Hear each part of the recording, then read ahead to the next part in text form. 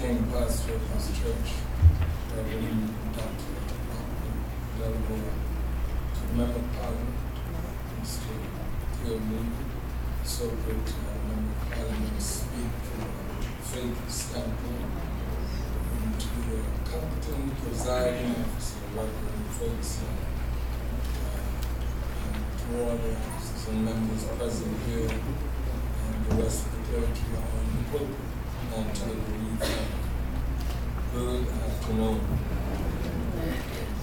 We were saddened with the news of the passing of Mistress Scavella, as she's affectionately called by the membership of this church, Mother's. We did not have the opportunity personally to get to know her, but I'm a part of the staff at Thompson Trading where her son, Joseph was, and there are some support and audience from his workplace. We are here to stand with him and extend our heartfelt condolences to him and his family. One of the things that I discovered is that even though you may not have the opportunity to become acquainted with somebody by meeting them physically and dialoguing with them, that you can actually experience a part of them through their loved ones. And that is certainly the case with Joe Scavella.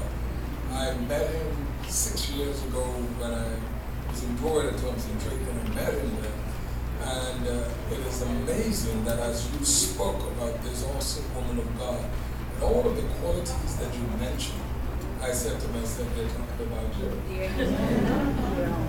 And I'm convinced that not only him, but many of the children and grandchildren have been impacted by her personality and by her the qualities that she possessed in her life. And that is so important for parents in particular to realize that what you do impact your children. What you say matters. The life you live matters. And if you live life in bitterness and malice and constant war, it will be handed down to your children. If you live a life of peace and godliness, that great, wonderful heritage will be handed down to your children. As I experienced Joe Scavella in the workplace, it is amazing and outstanding how one person can be so consistent and bear such great quality of integrity with his work every single day, even in sickness. He's dragging along and just being consistent. And when I hear them talk about Mother Scavella, I said, there's no wonder where those qualities came from. And it's amazing. Every single thing that they said about this wonderful woman of God was exhibited and is being exhibited in her son, Joe Scavella. And I am convinced, as Paul said about Timothy, that it is also in the rest of the family members. Yes.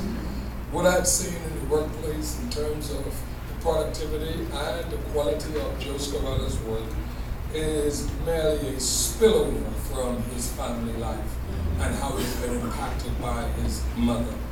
Joe often talks highly about his parents, helping to care for them, talking about the joy of being able to go there and do things, whether it's cooking and cleaning and doing other stuff, along with his other siblings. And this is a wonderful thing because in a day and age where so many are putting their parents in nursing home and hoping somebody else will care for them, after they would have laid a strong foundation and sacrificed their lives for us, the least we can do is care for them in their old age. And I'm always startled and amazed by his commitment to his parents. And it is merely what we experience in the workplace is a spillover from his family life. In closing, as we extend our heartfelt condolences to the family, I want to remind everybody here about something very important. And the Member of Parliament, Theodore, alluded to it.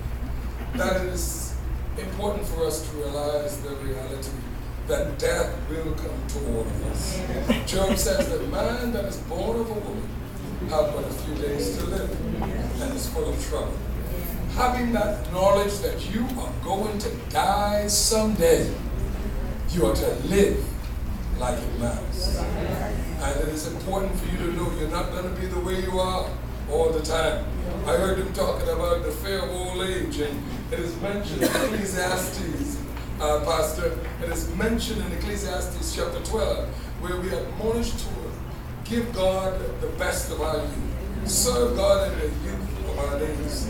And it is so true, because at some point you're going to start to change. I didn't always wear these spectacles on my face. I hate to have them on. I take them off now because my reading is done.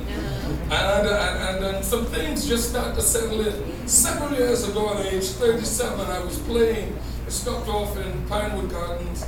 I was playing some basketball with the young boys out there. And having been a competitive high school basketball player, I thought I could just go there and do the same things that I used to do. Well, reality settled in. I couldn't jump as high as I used to. I wasn't as agile as I used to, couldn't move as quick. And to make matters worse, one of the guys who was on my team, one of the young men, about 18 thereabout, said to me, Dad, pass the ball. I was like, what? And it is that respect that they give to those who are older. And the fact was, I had a daughter his age. I was old enough. And so the reality is our steps will get slower. We will have to strain to see things that we could have read some time ago. And all of those things are reminders that your time is coming to an end. That at some point this tent that we live in will start to leak. And Paul says, if this earthly house of our tabernacle will dissolve, that we have a building of God, and house eternal in the heavens, not made with hands. Be certain that as the preacher, God's man, declare the word today, that you are secure and your election is sure. God bless you.